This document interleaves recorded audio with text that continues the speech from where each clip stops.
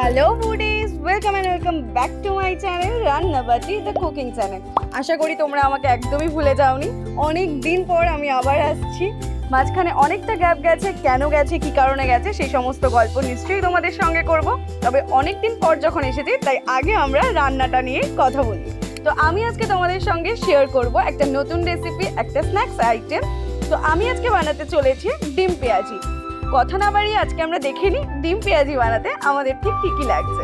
আমাদের লাগছে চালের গুঁড়ো, বেসন, দুটো সিদ্ধ করা ডিম, ধনেপাতা কুচি, লঙ্কা কুচি, নিয়েছি জিরের গুঁড়ো, কাশ্মীরি লঙ্কার গুঁড়ো, লবণ, হলুদ, পেঁয়াজ কুচি, রসুন।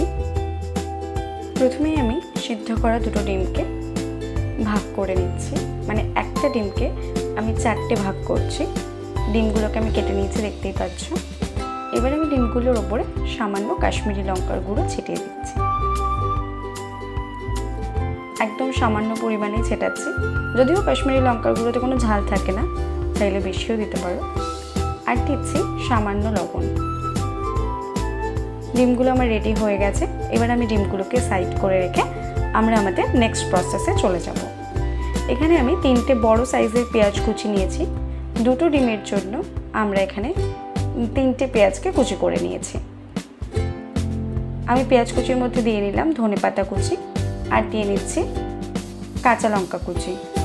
ঝালটা তোমরা তোমাদের স্বাদ মতো দিতে পারো।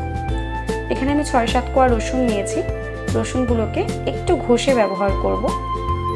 আমি রসুনগুলোকে ঘষে নিচ্ছি।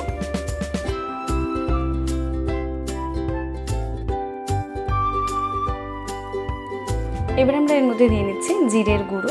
জিরের গুঁড়ো আমি এখানে 1/2 চা চামচ দিয়েছি। দিয়ে নিচ্ছি কাশ্মীরি লঙ্কার গুঁড়ো 1 চা চামচ, 1/2 চা চামচ হলুদ গুঁড়ো, লবণ স্বাদ মতো। এবার আমি দিচ্ছি 3 টেবিল চামচ বেসন,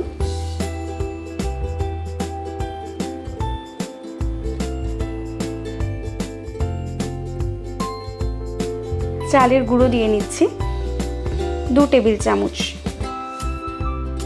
সমস্ত কিছু দিয়ে আমি খুব ভালো করে একটা স্প্যাচুলার সাহায্যে এটাকে আগে মিশিয়ে নিচ্ছি।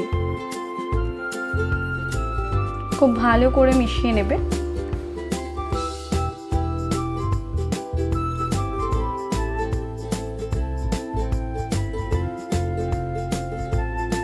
দেখতে পাচ্ছ আমি হাত ইউজ করছি।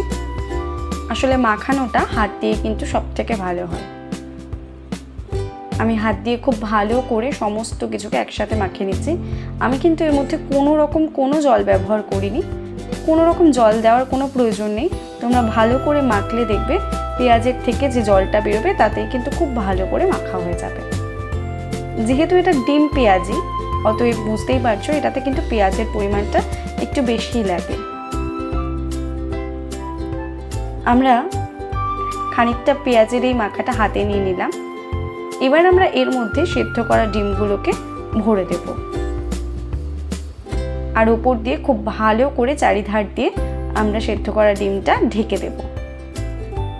পেঁয়াজের মাখাটা আমাকে আরেকটু বেশি করে নিতে হবে যাতে ডিমটা পুরোপুরি কভার হয়।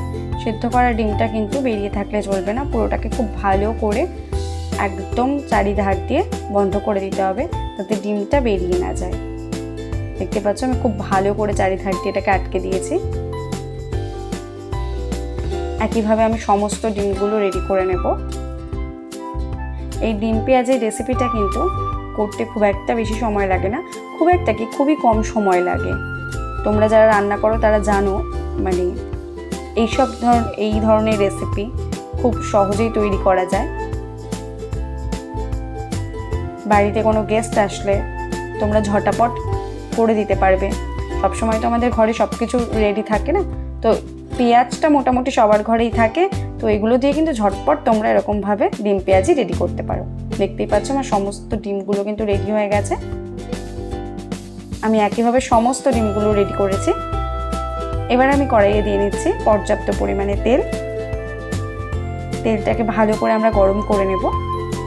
তেল গরম হলে ফ্লেমটাকে মিডিয়ামে দিয়ে তারপর কিন্তু আমরা পকোড়াগুলোকে ভাজবো।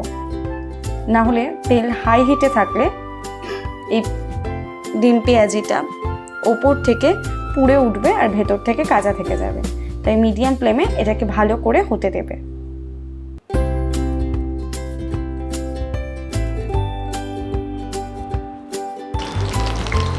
একটা পিঠ ভালো করে হলে তারপর আমি আস্তে আস্তে সবকটা ডিম পেঁয়াজি উল্টে দিচ্ছি।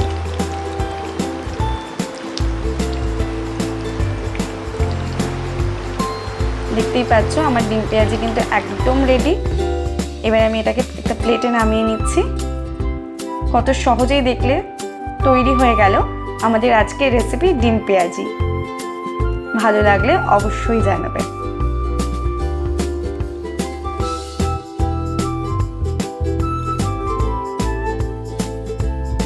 তো তোমরা তো দেখতেই পেলে কত সহজে আমাদের এই ডিম পেঁয়াজি রেসিপিটা তৈরি হয়ে গেল।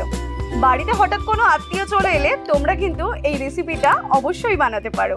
ঝটপট তৈরি হয়ে যাবে, খেতেও অসম্ভব সুস্বাদু। গরম গরম পরিবেশন করলে আত্মীয়রা কিন্তু একদম খুশি হয়ে যাবে। তো আজকের আমার এই রেসিপিটা যদি তোমাদের ভালো লেগে থাকে তাহলে অবশ্যই কমেন্ট করে জানিও। ভালো লাগলে লাইক করো, আর আমার চ্যানেলে নতুন বন্ধু হয়ে থাকলে চ্যানেলটিকে সাবস্ক্রাইব করে পাশে থাকা বেল বাটনটা ক্লিক করে দিও, যাতে আমি চ্যানেলে নতুন কোনো ভিডিও দিলে তোমাদের কাছে খুব তাড়াতাড়ি পৌঁছে যায়।